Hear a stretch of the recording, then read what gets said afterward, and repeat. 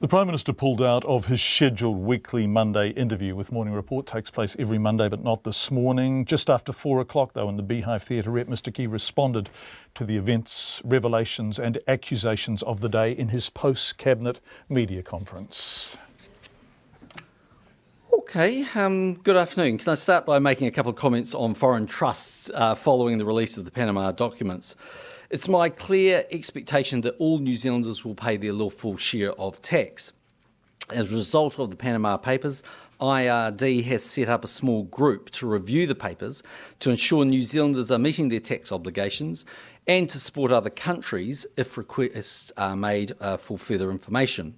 New Zealand has and continues to have a strong reputation when it comes to tax transparency and the exchange of information.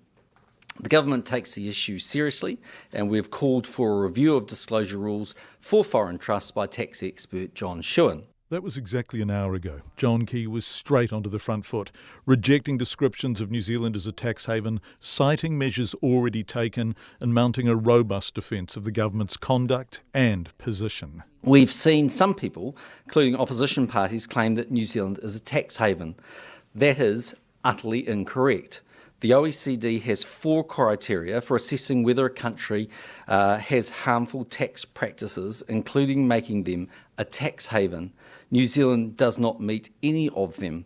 But as the PM defended the status quo, he also left open the doors of possibility. If changes are required, they'll happen. If John Shewan or the OECD recommend further improvements, we're certainly open to them. So that was the PM's position. On the one hand, there is no issue. On the other hand, if there is an issue, it will be addressed.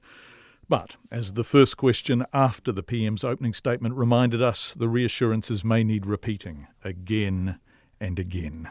Prime Minister, is New Zealand a tax haven? Definitely not. Good to see you're paying attention to the comments I just read out. The PM's other issue may be that the broad brushstroke rejections, the repeated reassurances that everything or almost everything is fine, can't address the many specifics. There are over 10,000 foreign trusts now registered in New Zealand. Why?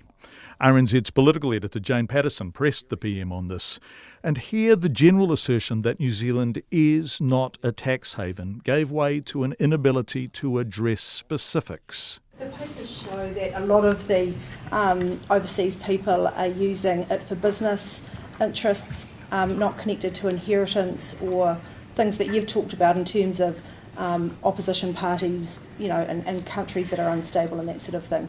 What reason would someone in Mexico, for example, using a business deal, have to set up a trust here in New Zealand? So the first thing you appreciate is I haven't seen the papers, so it's very difficult to comment when I can't see the individual cases, nor am I a tax expert, so I can't comment on individual cases. But, for example, apparently there was one case I just heard someone talking about saying that the person was Mexican and had set up a trust because they were uncertain about Mexican inheritance law, tax law. Well, that's legitimate. There are examples that just refer to straight business deals. So I can't answer why that is, but that's connection to New Zealand be setting up trusts here.